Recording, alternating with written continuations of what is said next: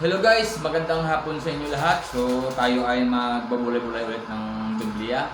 At dahil sa pagbasa-basa ko ng Biblia, so ito may nakita ako. Maganda to guys. Ang title nito ay Pangangaral, no? So dito tayo sa mga ngaral. So bago tayo mag-start ay pray muna tayo. Let's go! Mike Ladies and Alpha. gentlemen, God is good all the time. Lord Jesus, I come before you just as I am. I am sorry for my sins. I repent of my sins. Please forgive me. In your name, I forgive all others for what they have done against me. I renounce Satan and the evil spirits and all of their works. I give you my entire self, Lord Jesus. I accept you as my Lord, God, and Savior. Heal me, change me, strengthen me in body, soul, and spirit. So ayun guys, tapos na tayo mag-pray. So let's go. Umpisa natin. Dito tayo sa title ng Patungkol sa Buhay. So ayun ang title natin guys. So ito medyo ano ako sa aking binabasa ito, medyo parang alam mo, parang napapaisip ka talaga. No? Dahil ang sabi dito sa mga ngaral 7 verse 1, ito, makinig kayo. Ang mabuting pangalan ay mas mahalaga kaysa mamahaling pabango. Oh, biruin mo. Ano ang pag-intindi ko dito guys? So, i-insight ko na ito. Ang sabi dito, ang mabuting pangalan ay mas mahalaga kaysa mamahaling pabango. So, ito yun. So, sa tingin ko, tama nga naman. Siyempre, ang ating pangalan, umpisa nung ating pinanganak, at tayo ay lumaki, at nagkaedad na tayo ng ganitong mga edad. So, ano talaga? Sa baga, gamit talaga natin. So mas ano talaga, mas mahalaga, no? Mas sa baga, mabuti talaga. Mabuti talaga ang ating mga pangalan kaysa mga pabango. 'Di ba? Ang pabango, madali lang 'yan, mauubos kahit tayo ano, 'di ba? So ito pa ang kasunod nun, guys. Ito. At ang araw ng kamatayan ay higit na mabuti kaysa araw ng kapanganakan. So ano ba yun?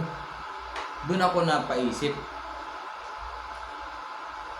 Kasi kung ituloy natin, ibasahin to, ang 7 verse 1, ito kasi yung buo niyan.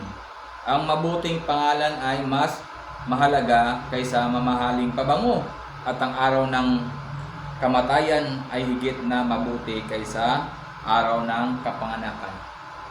Wow!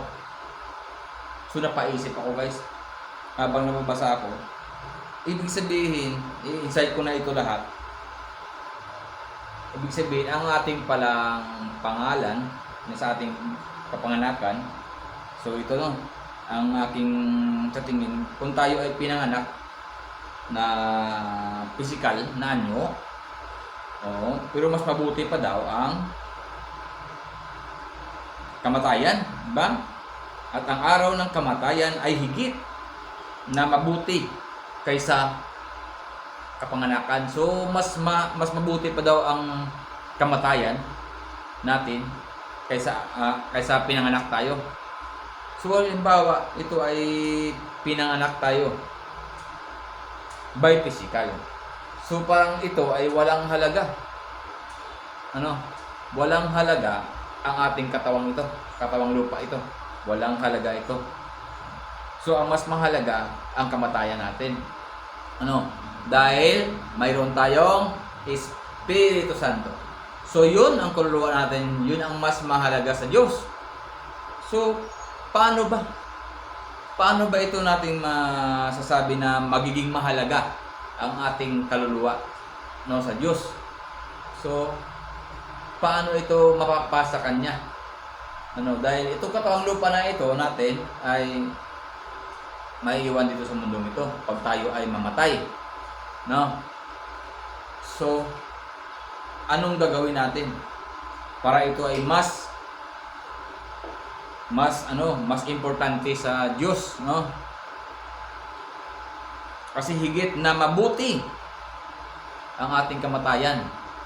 So ito ay magiging mabuti kapag tayo ay sumampalataya sa Diyos. 'Di ba? Tama?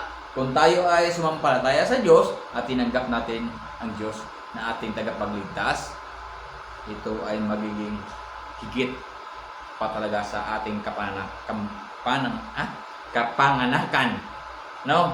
So, halimbawa, pinanganak tayo by physical, maiiwan lang to. Pero ang gumagalaw ng ating katawan ay ang espiritu. No?